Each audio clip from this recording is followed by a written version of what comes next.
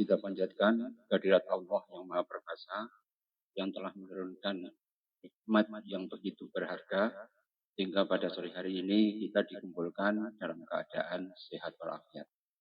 Salawat dan salam taslim moga-moga senantiasa menyertai junjungan kita Nabi besar Muhammad sallallahu alaihi wasallam. Moga-moga kita mendapatkan syafaatnya min yaumi hada ila yaumil qiyamah. Insyaallah. Ikhwani fillah, azani Allah wa iyyakum. Menjelang Ramadan, kita berusaha untuk mencapai kemenangan. Kemenangan itu berarti kita mendapatkan derajat ketakwaan di sisi Allah Subhanahu wa taala.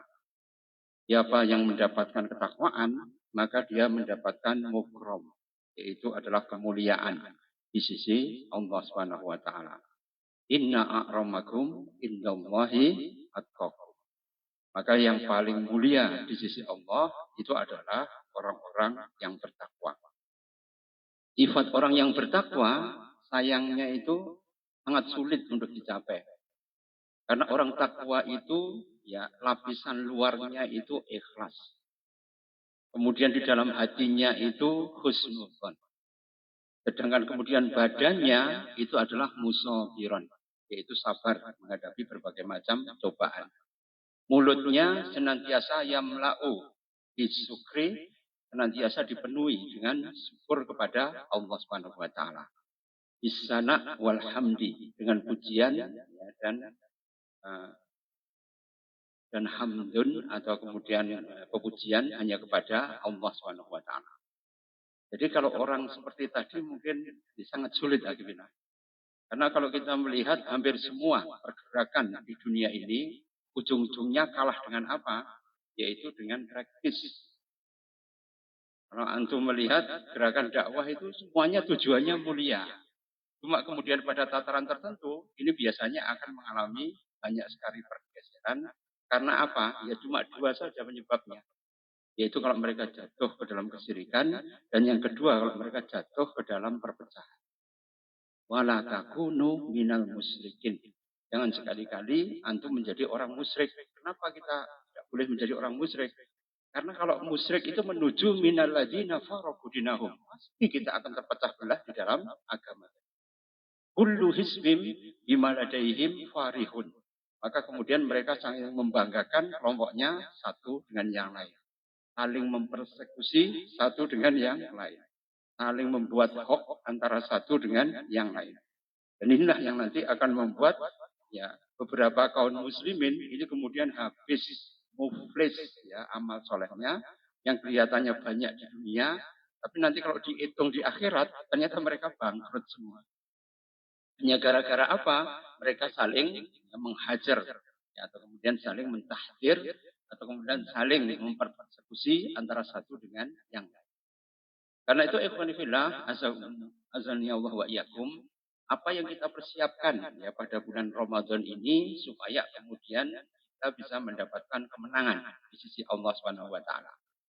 Yang pertama yang perlu kita persiapkan adalah husnu tahyi'ah. Husnu tahyi'ah, yaitu baiknya kita mengadakan persiapan. Jadi persiapan yang harus kemudian kita lakukan. Persiapannya apa? Yang pertama adalah tahiyatun nufus. Tahiyah an-nufus. Yang pertama kita persiapkan itu adalah persiapan kejiwaan atau jiwanya. Atau dengan kata lain, ya, tasfiyah. Tasfiyah itu mensucikan jiwa, tasfiyah itu membersihkan. Semua anasir salbiyat atau negatif itu kita hilangkan dari diri. Karena itu ikhwani fillah, azakumullah wa iyyakum, apapun tinggi seseorang, kalau hatinya tercela, jatuhnya seperti Bal'am. Ulamanya Nabi Musa yang disuruh untuk berdakwah pada kaum Amalik, tapi kemudian malah melawan Nabi Musa karena kemudian diberikan sogokan oleh kaum Amalik, sehingga akhirnya kemudian dia melawan semua perkataan dan perbuatan Nabi Musa. Akan menggerakkan pasukan Amalik untuk menyerbu kepada pasukannya Nabi Musa. Bahkan kemudian mengirim pelacur ya, kepada pasukan Nabi Musa, sehingga akhirnya kemudian pasukannya itu kemudian terkena ta'un. Ta'un itu apa? Wabah. Karena itu ikhwan fillah 70.000 pasukannya Musa mati hanya gara-gara kena wabah. Karena apa? Adanya kemaksiatan yang masuk dalam pasukan. Karena itu ikhwan fillah kam min fi'atin qalilatin ghalabat katsiratan biidznillah. Maka berapa banyak pasukan yang kecil itu bisa mengalahkan pasukan yang banyak karena izin dari Allah Subhanahu wa taala. Ini kemudian terlihat ketika Tolut dan Jalut itu bertempur. Maka Allah itu kemudian mengirim ya tentara Jalut itu dalam jumlah yang sangat banyak sekali. 70.000 pasukan. Dan ketika mereka diuji dengan sebuah sungai, mereka tinggal 4.000. Ketika mereka diuji dengan ketemu di gerbang pintunya Jalut, pasukannya ternyata gede-gede, dengan pertahanan yang kuat, dengan persenjataan yang lengkap, dengan kekuatan musuh yang dahsyat. Apa yang terjadi? Mereka tinggal 314. Jadi 70.000, 4.000, kemudian tinggal 314. Melawan ribuan tentara Jalut. Hingga kemudian yang tidak disangka-sangka, ternyata pasukan yang paling rentan, yang paling kecil, dan orangnya itu pendek, penggembala, mungkin matanya agak kero sedikit, ya namanya Nabi. Ini yang kemudian bisa membunuh Jalut tadi. Dan menggunakan apa? Ketapel. Ketapel itu kayak manjanik. Kemudian dilemparkan mengenai kepalanya Jalut. Jadi ikhwanifillah, ternyata kemenangan itu karena apa? Disaring karena mereka itu tidak melakukan kemaksiatan. Dan berapa banyak korban tadi ya? Dari 70.000 yang kemudian desersi dari dakwah, desersi ya dari perintah Allah Subhanahu wa taala, ya akhirnya menjadi pengangguran pergerakan saja. Pengangguran apa? Ya mereka kelihatannya ahli ibadah, tapi ternyata mereka kemudian tidak bisa dinisbatkan menjadi ya orang yang takwa di sisi Allah Subhanahu wa taala. Bagaimana mereka mengatakan pada Nabi Musa, idhab anta wa rabbuka qatila inna hahuna qatil inna hahuna qaidun. Wahai Musa, pergilah kamu dengan Tuhanmu untuk berperang.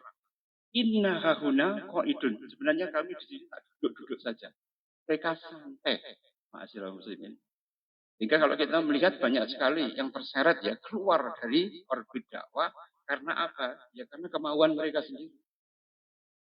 Karena itu ikhwan fillah, ya yang kita siapkan apa? Yaitu tahyiyah an-nufus, yaitu persiapan daripada jiwanya.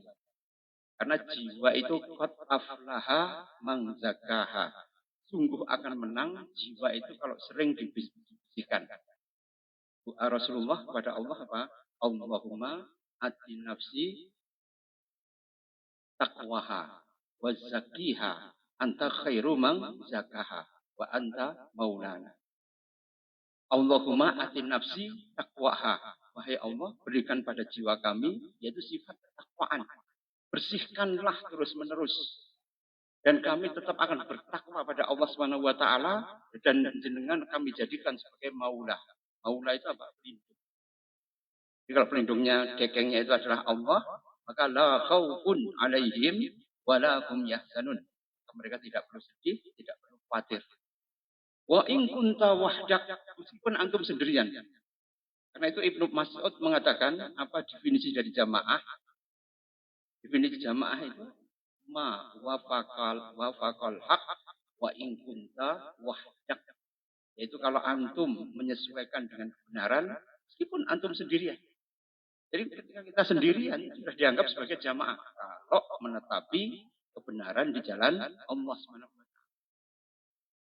Karena itu ikhwani fillah, kalau antum bisa melihat kalangan salafi, ya ada ajuriyin, ada madakhaliyin, ada halabiyin. Ya. Jadi terpecah menjadi 3 golongan besar. Bahkan antum ya bisa melihat, saya tidak bisa membayangkan di Nahdlatul Ulama ya, yang thariqahnya itu ada 45, pondok pesantrennya ada ribuan. Ya, kalau antum bisa melihat, kalau terjadi perbedaan, ya memang agak sulit untuk kan masih. Dan kemudian antum bisa melihat banyak sekali perpecahan di kalangan muslimin hanya gara-gara apa? Ketika mereka berbeda orientasi. Dulu Muhammad Nasir, ketika Masumi itu dibubarkan tahun 1960, maka beliau itu tahun 1967 memberikan DDI. Dan DDI itu kemudian berusaha untuk mengirimkan ya, beberapa ustadz itu ke Timur Tengah. Nanti Ustadz nanti ketika pulang itu kemudian membawa fikroh-fikroh pembaharuan ya dari Saudi. Ada golongan ya, beberapa yang senior itu ya misalnya Abu Nida atau kemudian Abibuddin ya, dari Imam Bukhari dan juga ya dari beberapa ya Yusuf Utsman Baisa dan sebagainya. Ja'far Umar Thalib kemudian dikirim dalam rangka mereka belajar di Timur Tengah. Tapi ketika mereka kembali lagi, mereka tidak ingat ya yang mengirim dulu Manajir ya dari Masyumi. Tapi begitu pulang, ternyata kemudian ya beberapa masyayikh ini sulit untuk bersatu. Setelah pecah mendirikan majalah As-Sunnah, maka kemudian ya mereka kemudian berkembang menjadi ya fikroh yang sendiri-sendiri. Sampai sekarang pun juga masih tetap seperti ini. Karena itu ma'asyiral muslimin, bagaimana kita kemudian bisa menyatukan kaum muslimin yang kalau kemudian kita melihat fikroh atau akidah yang sudah terp saja, ternyata juga akan sukar untuk dipersatukan antara satu dengan yang lain. Dan mungkin jemaah tabligh ya, di Surah Alami sampai kemudian ya Maulana Sa'ad ya, Nizamuddin Markas, dua-duanya juga ya ini videonya. Itu juga sulit sekali ya untuk ya itu sudah 1995 dan ada agreement-nya, ada perjanjiannya. Sudah kemudian difasilitasi oleh berbagai masyayikh bahkan dari Mekah dan dari Madinah. Tetap tidak bisa. Meskipun mereka semuanya ya kalau ada yang lurus gitu, kita tetap berdakwah saja, selesai kan begitu. Tapi ala kulihal ini pun juga akan terjadi di mana? Bahkan HT pun juga demikian. Ada Hizbul Khilafah, ada Sababul Tahrir, Tahrir sendiri, yang itu semuanya pegangannya sama ya. Tapi ternyata kalau untuk kemudian bersatu sangat sulit. Karena itu ikhwanifillah, ya. Di Muhammadiyah ada tabligh, juga ada pemuda. Dua-duanya mempunyai pemikiran yang juga berbeda. Hampir semuanya organisasi itu mengalami yang namanya turbulensi. Karena itu Pak Nasir itu bisa memberikan pesan ya pada aktivis dakwah. Karena Pak Nasir sendiri meskipun jadi tahanan rumah, dia tetap kemudian menjadi ya, ketua atau presiden dan jadi Rabithah Alam Islam. Ya Pak Nasir, beliau meninggal. Artinya apa? Pemimpinnya umat Islam, ya seluruh dunia. Dia mewanti-wanti ya bahwa sesungguhnya yang paling bahaya itu apa? Kalau mereka tidak bisa mengendapkan hati. Karena itu kenapa Hamka mengatakan dulu itu saya penentangnya gunut. Tapi begitu saya kemudian sudah sepuh, bacanya sudah banyak, maka ketika saya disuruh untuk mengimami di masjid kampung, saya gunut begitu. Itu Hamka. Karena dulu waktu muda itu ya, dia sangat masyarakat. Karena apa? Ketika yang dibaca banyak itu kemudian ujung-ujungnya apa? Tasamuh itu muncul. Bukan talbis, bukan kemudian mencampur adukan, tapi apa? Yaitu adalah tasamuh. Bagaimana Abu Yusuf ketika dia sholat di tempatnya Masjid Imam Syafi'i, Abu Yusuf seorang Hanafiyah menganggap kunut itu bid'ah. Tapi ketika dia sholat di tempatnya Imam Syafi'i, dia kunut untuk menghormati Imam Syafi'i. Imam Syafi'i tahu bahwa kunut itu adalah ya bid'ah menurut orang Hanafiyah. Tapi ketika beliau itu sholat di tempatnya Abu Yusuf, maka beliau itu kemudian tidak kunut, saling menghormati. Nah, bahkan bin Bas itu kalau sami Allahu liman hamidah kan begini kan. Sedangkan Albani itu enggak, itu Albani menganggap setelah sami Allahu liman hamidah itu adalah bid'ah. Tapi kemudian ketika ya, suatu saat Syekh Albani itu kemudian sholat di belakangnya bin Bas, maka sami Allahu liman hamidah. Dia begini juga, muridnya bingung kabeh. Loh, kok seperti ini? Diajari oleh masyayikh untuk saling menghormati. Tapi kira-kira di sini bisa begitu enggak? Enggak. Wis patok bangkrong yang ngene iki. Sehingga ujung-ujungnya apa? Ya akhirnya kemudian yang terjadi sering ya senggaan ya, atau saling menyenggak satu dengan yang lain. Itulah yang nanti akan membuat kaum muslimin itu sukar sekali untuk kemudian ya ditelukkan dengan iman itu karena apa? Mereka belum bisa andap asor kepada saudara semuslim mereka. Karena itu ikhwanifillah, rukun daripada ukhuwah itu pertama apa? Ta'aruf. Orang itu harus ta'aruf kepada saudaranya. Kalau dia benar-benar mengenal saudaranya, pasti akan timbul ihtiram antara rasa hormat. Kalau sudah ta'aruf, oh ini gurunya ini, oh ini namanya ini, oh dia gurunya ini, oh ini adalah ya jalur ilmunya, ya isnadnya ilmu dari ini dan sebagainya. Kemudian akan tafahum. Setelah ta'aruf, ya kemudian tafahum. Tafahum itu apa? Untuk saling menghargai. Kalau sudah menghargai, akhirnya apa? Takaful, senasib dan sepenang. Akhirnya apa? Ta'awun. Takaful, maka dia akan siap gugur gunung, mengarani holobes, kontol, baris, ya. Itu harus kemudian diperantasi semua masalah, sehingga akhirnya memang terbasuki mawabio. Semua kebahagiaan, kebahagiaan, keselamatan, kesejahteraan itu mawabio. Bio itu apa? Butuh biaya. Bukan butuh biayaan, bukan. Ya, tapi butuh biaya semua. Karena itu yang pertama tadi, tahyi'un nufus. Dipersiapkan jiwa supaya jiwa kita itu menjadi bersih. Karena itu sifat para wali itu apa? Taki. Naki. Khofi. Taki itu apa? Yaitu hatinya itu bertakwa. Khofi itu adalah hatinya tulus. Tidak ada pamrih sama sekali. Khofi itu apa? Tersembunyi. Tidak pernah memamerkan kepopulerannya. Kalau kemudian manifillah, azakumullah wa iyyakum, ketika kemudian kita melihat ada pentas seperti sekarang ini, alhamdulillah ya, Islam itu sudah diterima oleh banyak pihak karena medsos itu luar biasa. Tapi kemaksiatan juga luar biasa. Sehingga akhirnya tarung antara kemaksiatan dan kebaikan, maka siapa yang kemudian bisa melahirkan banyak kebaikan, orang yang mendapatkan kebaikan yang luar biasa. Karena itu al-hikmatu dolatun ala kulli muslim. Wa idza wajadaha fahuwa ahaqqu biha. Hikmah itu sesuatu yang hilang dari sebagian kaum muslimin. Kalau jenengan itu bisa mendapatkan hikmah, sungguh jenengan itu mendapatkan keberuntungan yang luar biasa. Itu dicari dengan apa? Perjuangan. Gak bisa dengan tengok-tengok oleh geduk, itu tidak bisa. Dan selama ini kan orang pengennya tengok-tengok oleh, dia mendapatkan keuntungan itu tanpa ya berjuang sama sekali. Anda akan bisa. Karena kalau seseorang itu pengen mencapai sesuatu, yaitu harus kemudian dia gemrekah, loro kabeh. Kalau kemudian antum tidak loro kabeh, wajah masih tetap ganteng, berarti orang berjuang. Jadi wajah antum itu harus kemudian ya kelihatan harus serius untuk berjuang di jalan Allah Subhanahu wa taala.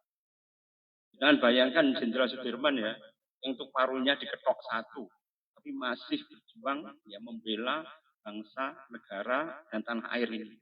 Dengan apa? Dengan gerilya. Kira-kira antum masuk anginnya orang budal ngaji. Ya benda. Ini kehilangan paruh satu, napas kembang kempis. Ya. Tapi masih seperti itu. Abdullah bin Umi Maktum, sahabat yang buta, yang sering adzan ketika jam 3. Karena adzannya Rasulullah itu ada 2. Pertama itu jam 3 untuk membangunkan orang qiyamul lail. Yang kedua adzannya Bilal, yaitu ketika kemudian menunaikan sholat. Abdullah bin Umi Maktum itu pernah tanya pada Rasulullah, ya Rasulullah, saya itu rumahnya jauh, melewati lembah yang penuh dengan ular, ya dengan kalajengking yang berbisa. Dan ya kami itu buta, kalau kami lewat daerah situ, jangan-jangan kami dientup oleh binatang yang berbisa. Kalau kemudian saya minta rukhsah keringanan dumateng jenengan, tidak sholat jamaah, kira-kira bisa apa enggak? Rasulullah mengatakan apa? Hal sami'tal nida, apakah kamu mendengar azan? Maka mengatakan iya, aku mendengar azan. Kalau kamu mendengar adam, wajib kamu harus memenuhi. Bayangkan orang buta lewat daerah yang binatangnya jauh dari pemukimannya, tapi Rasulullah masih mewajibkan untuk sholat. Bahkan ketika beliau tersandung mengucapkan istirja, innalillahi wa inna ilaihi raji'un. Ars itu bisa bergoyang. Hingga iblis itu setiap hari harus merondo nunggu Abdullah bin Umi Maktum ojo sampai kemudian beliau itu terperosok. Kira-kira iblisnya baik atau enggak? Kalau dilihat orang kebanyakan kelihatan baik kan? Mana Abdullah bin Umi Maktum kemudian ditolong supaya kemudian enggak terperosok.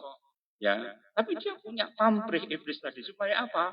Ya pahalanya itu terlalu gede ya buat ya, Abdullah bin Umi Maktum sampai pahalanya itu menggetarkan arsy Allah Subhanahu wa taala.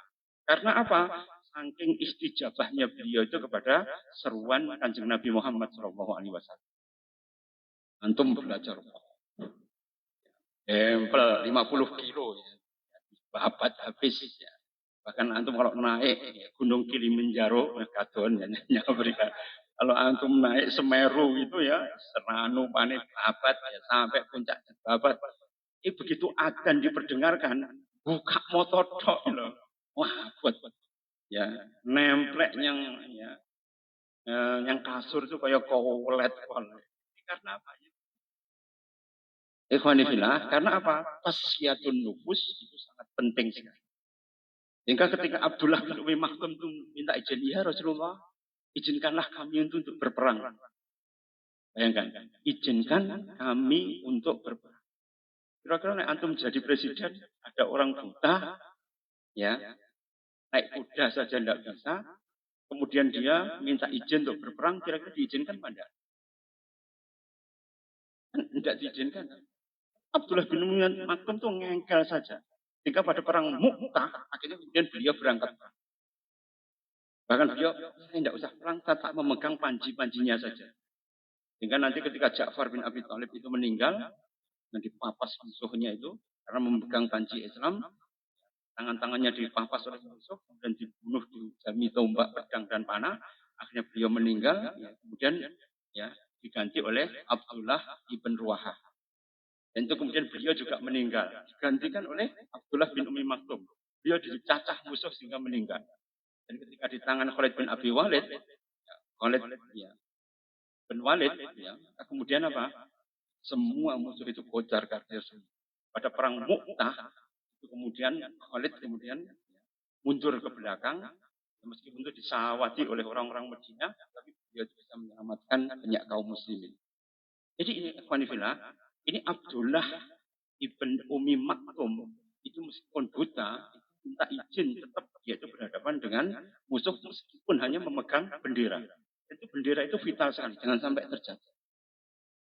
Dan beliau mengambil itu dari Abdullah ibn Rawahah. Dan beliau meninggal akhirnya dibawa oleh Khalid ibn Walid.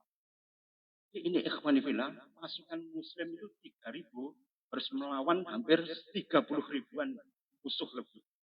Tapi ternyata kemudian ya Khalid bin Walid itu mengadakan strategi pasukan belakang ditaruh depan, si depan taruh belakang, bendino digonta-ganti. Akhirnya musuh tiba-tiba pasukannya gonta-ganti. Ya, salah satu tekniknya daripada Khalid bin Walid seperti itu. Tapi tahukah jenengan Khalid bin Walid? Walid itu nama bapaknya siapa kira-kira? Walid itu Walid bin Mughirah. Orang yang kemudian disebut oleh ya Allah Subhanahu wa taala ya dalam surah Al-Qur'an itu ya masalakakum fil saqar. Siapa yang kemudian masuk ke dalam neraka Saqar? Qalu lam naku minal muslimin. Dan mereka itu kemudian ya hanya menghina, melecehkan orang muslim. Dan ayat itu ditimpakan kepada Walid bin Mughirah. Tapi kemudian anaknya itu menjadi Saifullah, yaitu pedang. Jadi urip itu cuma kebolak-balik saja. Berapa banyak orang yang kemudian bapaknya itu dengkot Quraisy, ternyata anaknya kemudian menjadi pahlawan, bahkan syuhada di zaman Islam. Ikrimah bin Abi Jahal, ya kan ya, anaknya Abu Jahal, namanya Ikrimah, itu yang kemudian yang membabat kaum muslimin ketika pada waktu perang Uhud, dengan Khalid bin Walid juga, hingga 70 sahabat dari Ansor itu banyak yang meninggal. Tapi kemudian ketika beliau itu Fathul Mekah, Ikrimah dan Khalid itu menyatakan keislamannya. Sehingga dia menjadi yang terdepan di garda Islam. Dan kemudian Ikrimah itu syahid pada waktu perang Yamamah melawan Nabi palsu. Artinya apa ma'asyiral muslimin? Ya kadang-kadang Allah itu kemudian berusaha untuk menaikkan derajat seseorang ya dengan sebuah sandiwara yang sangat rumit sekali. Namanya sandiwara kehidupan. Ya, tapi lakonnya apa? Lakonnya itu adalah jijiyah, yaitu kesungguh-sungguhan. Selama orang itu sungguh-sungguh, manjada wajada. Barang siapa yang sungguh-sungguh, pasti dia akan mendapatkan. Man sabara ghafira. Barang siapa yang kemudian sabar, pasti dia akan mendapatkan apa yang dia cita-citakan. Karena itu ma'asyiral muslimin, kadang-kadang orang itu, sekarang itu anak muda, saya lihat loh, kafe rame pol. Jadi yang masjidnya sepi, musola sepi. Ya, tapi ya yang kafe itu rame setiap hari. 100, 200, 500 anak itu ada ngumpul bareng. Wah, ini ngomong aja no asik ya. Nah, iseng punya iseng tanya itu kepada pemiliknya, Pak sampai bisa mengumpulkan Pak. Wah, ini saya ya berusaha untuk mengadu mereka itu dengan apa? Dengan ya perlombaan mobil legend. Legend kan kelompok ya. Cuma lima-limanya hadiahnya berapa? 250.000. Cuma 250.000 itu yang datang itu sangat banyak sekali. Mulai antum harus mendirikan divisi pengajian yaitu adalah dakwah bil mobil legend. Yang teko wakeh ternyata. Ya enggak? Kalau judulnya itu kemudian fikih zakat, anak yang teko mungkin. Atau tarhib Ramadan, persiapan menjelang Ramadan. Wah, yang teko mungkin ya tuyuk-tuyuk wis tuwek-tuwek kabeh. Atau kemudian fikih siam. Wah, apalagi fikih siam. Yang nom-nom sing gampang doyan badokan itu biasanya tidak gelem. Ya. Kemudian pelajari fikih siam. Saya lihat loh, banyak sekali. Ujung-ujungnya apa? Ini Pemkot kan juga memperlombakan Mobile Legends kan. Tiap OPD kan juga memperlombakan itu. Oh, layan ada yang memperlombakan, ada ya, ada kemudian tenteng tantangan atau challenges itu membuat ya anak-anak muda itu senang terhadap itu. Karena itu ikhwan fillah, antum harus cerdik memasang strategi bagaimana kemudian kita berdakwah itu di kalangan anak muda kita. Kalau dulu anak muda kita kan masih rucah ya, angkatan generasi X, generasi Y, generasi Z, biasanya bulannya bervariasi. Kayak ini tadi ya, pertandingan tadi kan tanpa penonton. Pertandingan yang di Arema tadi tanpa penonton. Ada yang Arema masuk langsung diusir semua. Saya sih jaga tidak bisa masuk duduk di depan. Artinya apa? Ketika kemudian fan bola melihat seperti itu, ya cuma lipang. Jadi akhirnya potensinya apa? Nganggur. Namanya idle asset. Idle asset apa? Aset yang nganggur. Ya, karena itu ikhwan fillah, bangsa kita kan penuh dengan ya, berbagai macam problema ya. Kalau kita melihat kan sekarang ada PP nomor 1 2025. Di PP itu pemerintah mengeluarkan ya, perintah supaya kemudian melakukan efisiensi. Efisiensi apa? Semua proyek-proyek sudah menjadi tidak ada lagi. Bahkan akan dipotong beberapa anggaran itu sampai 50%. Jadi kalau kemudian infrastruktur kemudian terhenti dan kemudian semua pembangunan itu tersendat, kira-kira nanti daya beli masyarakat menjadi naik apa enggak? Kalau padat karya berkurang, kira-kira daya beli masyarakat untuk mengeluarkan cash flow kira-kira bisa apa enggak? Sulit. Coba lihat di Cina ya.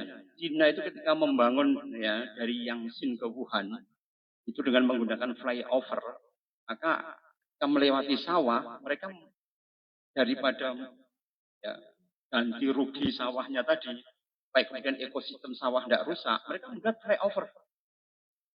Ngalai kontraktornya itu membuat flyover supaya apa? Sawah di bawahnya itu tidak hilang. Kalau Indonesia kan setiap tahun 70.000 hektar sawah itu hilang. Fakultas pertanian masih magrong. Iya benar. Tidak bisa digunakan untuk kemudian ya bisa membuat yang namanya sumber ketahanan. Lulusan sarjana pertanian kita kan bagus-bagus ya. Dengan sarjana, dengan kumlot dan sebagainya. Tapi ilmunya sulit untuk digunakan. Karena apa? Lahannya menjadi semakin menyempit. Kalau di Cina, lahannya semakin diperluas.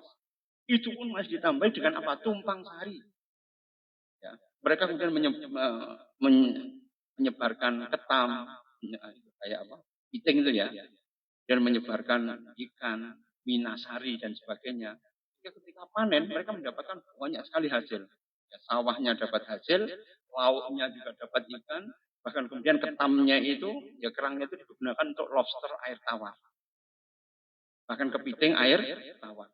Itu mereka banyak sekali mendapatkan untung karena apa? Ekosistem pertanian tidak berubah. Ini hanya bisa yang melakukan itu kalau dia itu mempunyai tujuan baik ke depan. Nah, tujuan baik itu penting sekali, ma'asyiral muslimin. Kalau di Cina kan komunis ya, tujuan baiknya hanya apa? Bisa bertahan supaya mereka tidak mati, cuma itu aja. Tapi kalau kita kan wa ma khalaqtul jinna wal insa illa liya'budun. Semuanya kita niatkan untuk ibadah pada Allah Subhanahu wa taala. Karena penting sekali menjelang Ramadan ini kita harus an-nufus. Secara maknawiyah, moralitas, maka kita harus siap menjadi orang-orang ya, yang siap lisannya itu dipenuhi dengan ya as-sana'u wal hamdu dan pujian pada Allah Subhanahu wa taala, hatinya penuh dengan ya, keikhlasan dan ketakwaan, pemikirannya itu senantiasa khusnudzon, badannya senantiasa musabiron. Musabiron itu adalah sabar dan dilipat gandakan kesabarannya lagi. Kalau jenengan tidak sabar, kena angin didik harus mengguk gitu. Ini pernah ada teman itu ketika diajak ngaji dari Tulungagung itu. Bro, nyapa gak ngaji? Ah, aku lagi metu dirut kena angin ya langsung watuk aku. Jadi lagi metu tak wes watuk. Akhirnya apa? Ya tidak dapat ilmu dia. Sedangkan antum kalau bisa melihat tolabul ilmi para masyayikh dulu, Imam Syafi'i masih dalam buayan, itu kemudian dibawa dari satu masyayikh ke masyayikh yang lain oleh ibunya, itu jaraknya sejak dari Gaza sampai ke Mekah, itu 2000 kilo itu beliau itu ya senantiasa di tiap daerah ya, dari Gaza, perbatasan Gaza di Tabuk, sampai kemudian di daerah Adawa, di daerah Isa, kemudian sampai daerah-daerah, itu didatangi semua masyayiknya sampai di Mekah. Karena bapaknya sudah meninggalkan 70.000 dinar, maka ibunya itu yang masih muda membawa Syafi'i kecil itu kemudian mencari ilmu di setiap masyayikh. Meskipun masih bayi, diperdengarkan dengan hadis dan ayat-ayat Quran. Karena itu Quran la nusariful ayatihi la'allahum yatadzakkarun. Maka Quran itu diulang supaya menjadi apa? Al-amru al-yaumiyah, menjadi perintah. Nah itu kenapa di dalam kitab Tanbihul Ghafilin itu dikatakan kalau antum itu kemudian man qara'al Qur'an ya lam yarudu ilal ardalil umur. Barang siapa yang membaca Quran, antum akan dicegah menjadi tidak pikun. Jadi kalau antum banyak membaca Quran, ya, man yaqra'al Quran, barang siapa yang membaca Quran lam yarudda, maka dia akan tidak dikembalikan fi ardalil umur, menjadi orang-orang yang ya pikun atau tidak bisa apa-apa lagi. Karena itu ma'asyiral muslimin, kalau antum punya hafalan apapun itu harus antum ulang-ulang terus. Supaya apa? Maka hafalan itu akan menjadi perintah harian buat antum semua. Sehingga kalau kemudian antum melakukan sesuatu, ada masalah, ya, ada ya, ada sesuatu yang mengganjal, antum bisa hiwar, dialog dengan hati sendiri. Yang Rasulullah mengatakan iftati qalbak, mintalah fatwa pada dirimu sendiri. Ketika semua intisari dari pengajian, intisari daripada hadis, intisari di dalam ya Al-Qur'an dan sudah berintegrasi di dalam hati kita, maka dia menjadi penasihat kita yang utama. Begitu antum membaca Quran, maka ya tahyi'ah an-nufus itu kemudian akan senantiasa memberikan banyak masukan ya kepada kita semua. Karena itu ikhwan fillah, ketika kita berusaha untuk meretas jalan yang menuju ya, kepada orang yang diridhai oleh Allah Subhanahu wa taala, maka jalannya itu berliku. Sifat daripada gerakan dakwah itu cuma 3 saja. Pertama apa? Ya tulut torik, jalannya sangat panjang. Tahukah antum Nabi Nuh menurut Ibnu Abbas itu diangkat menjadi nabi usianya 480. Kira-kira usianya 480, wong saiki kira-kira doyuk-doyuk apa ndak? Wis ra iso apa-apa. Wayang tok ae. Tapi 480 itu Nabi Nuh itu menerima ya amanah dakwah, kemudian wayada'u ila qaumihim yang menyeru pada umatnya itu sirian ya wajahlian secara diam-diam maupun secara terang-terangan. Begitu menyerukan kewenangan, dipukuli. Umur 480, dihantemi wong. Kira-kira bonyok kabeh apa enggak? Dan beliau berdakwah selama berapa? Itu selama 120 tahun. Kemudian pada usia 600 tahun, beliau disuruh membuat kapal. Dan selama 40 tahun, beliau itu terombang-ambing terus ya dalam kapal itu, sampai kemudian beliau menemukan daratan di bumi Ararat atau di Bukit Judi dalam menurut Quran. Dan setiap mendarat, beliau masih hidup untuk memelihara umatnya sampai 350 tahun. Kira-kira umurnya antum panjang itu bayangnya jadi apa? Tapi itu kemudian merupakan salah satu amanah dari Allah Subhanahu wa taala, karena itu hitungannya orang-orang zaman dulu itu rumit karena apa? Umurnya panjang. Nah, antum kan cepet ya di barcode di set. Umurnya sak piro bareng ya 60, 70, 80. Barcode cepet. Tapi orang dulu itu barcode sangat lama sekali. Mau ngitungnya itu ya rada rumit. Nah itu kenapa? Hisabnya pada hari kita dikumpulkan yaitu adalah khamsina alfa sanat. Yaitu selama 50.000 tahun. Khamsina ala sanat. Jadi selama 50.000 tahun. Yukhsarun nas, dikumpulkan manusia fi makhsarihim, di dalam padang mahsyarnya itu hampir sekitar 50.000. Nah, itu moga-moga kita bisa mendapatkan tahiyah nufus. Sebenarnya tahiyahnya banyak ya, ada tahiyah nufus, tahiyah al-uqul, kemudian ada tahiyah berkaitan dengan riayah al-ijtimaiyah dan sebagainya. Karena keterbatasan waktu ya, kita membahas tentang tahiyah an-nufus dulu, persiapan atau iqdad yang berkaitan dengan hati ini, supaya kemudian hati kita bisa menyambut Ramadan itu dengan sukacita. Dengan sukacita itu pun kegembiraan kita itu minimal menjauhkan kita itu dari api neraka. Karena apa? Kita mempunyai jiwa yang namanya fastabiqul khairat, yaitu kita berlomba-lomba di dalam mencapai kebajikan. Mungkin ada yang mau ditanyakan? Tafadhol.